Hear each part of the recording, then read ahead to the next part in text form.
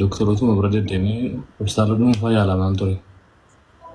Maayigirii naan jedhamaa ture. Marmaraa garaagaraa eddan gorra dheen booda gara marmaraa garaagaraa eddan godheen booda marmaraa garaagaraa eddan gorra dheen booda maayigirii naan jedhannaan callisee tuffadheen isee dhibee salphaadha see. Amma waggaa tokko gidduutti akka na dhiisuu ta'e isa booda ammas lafaan maree na kuffiseetu mana ispoortiidhaa bahu. Na kuffisee mana qorichaa keessatti kan of bare. Mana qorichaa keessatti kan of bare. Isa booda doktariin sammuu kee keessatti waa biqilee jira wanta ta'e jira naan jedhe bitteetii warra laalee MRI kenna.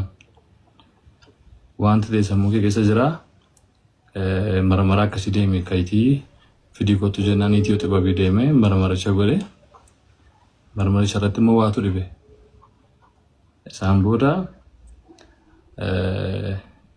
dhibeen na keessan jiru godheen didee isa doktariin jedhu tuffadheen dhiise. Gaafan dhiisu mataan gar tokkuma kanaan zimjiree na dhukkuba akka paralaayizii na godha.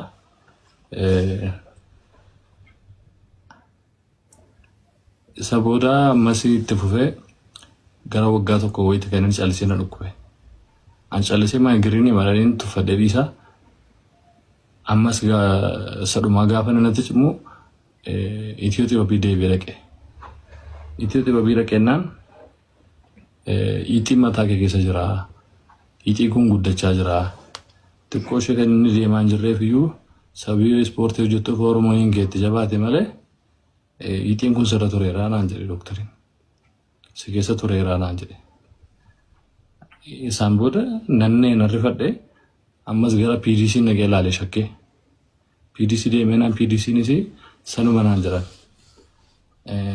Amma immoo widdaasiittan deebi'e widdaasiinis akkasuma naan jedhan. Kaansarii sammuu si qabeeraa naan jedhan amma dhumarratti. Abdii kuteenoo gara ji'a waliin hojiis dhiisee manumatti galee didee bakkees nama hundumaas dhuffadhee man didee taa'aa ture. Dhumarratti humna kooltee miila mirgaa kana paartii kan asiin kan dhukkubaa ture. Paartii kanaa fi miila mirgaa harka mirgaa. Leencuma sagalee isaan dhaggeeffadhaa anis akka warra kaaniidha. Si'uma tokko dhufee bokkisee akka inni deemutti namni qabeenyaa ta'an kan hin argate eenyu galaanatti maan hin beeku dhugaa waaqaa hin beeku beekee abaluutu kennu jedhu eenyudha ani hin beeku laammabbaa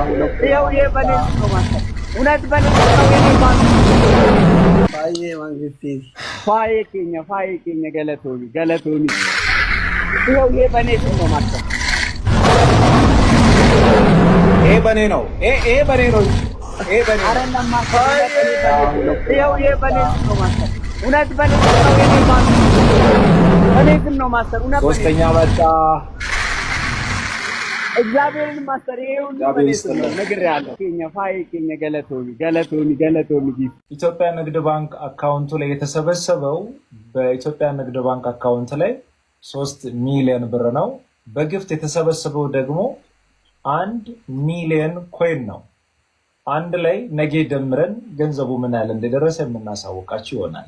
የመጀመሪያውን ሪከርድ ካደረጋችሁ እሱን አስቀርታችሁ የተስተካከለውን ትጠቀማላችሁ። ሞኒት በዚህ አጋጣሚ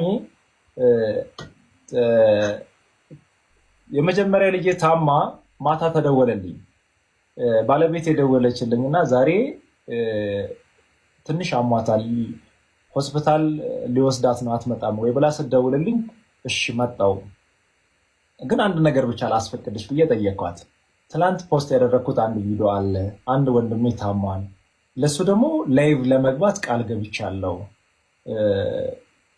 እንዴት ላድርግ? እዛ መጥቼ ላይቭ ልግባ ወይም እዚህ ሆኜ ከሷ አጠገብ ላይ ሆኜ ላይቭ ልግባ ብዬ ስጠይቃት በቃ ምንም ችግር የለም ሆስፒታል እዛው ሰፈር ነው እኔ የምኖርበት መኖሪያ ቤት አካባቢና እኔ ችግር የለም የኔ ታላቅ ብራዘር አለና እሱ ጋር ስልክ እኔ ልደውል እሱ ይመጣና በመኪና ያደርሰኛል ብላ እነሱ ሆስፒታል ወስደው ልጄን አሳክሟት ተመለሱ።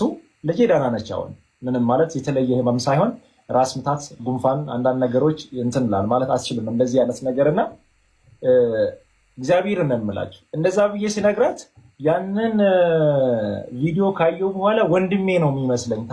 ታላቅ ወንድሟ ከሀገር ውጭ የሚኖራለና እሱን ወንድሜ ነው የሚመስለው።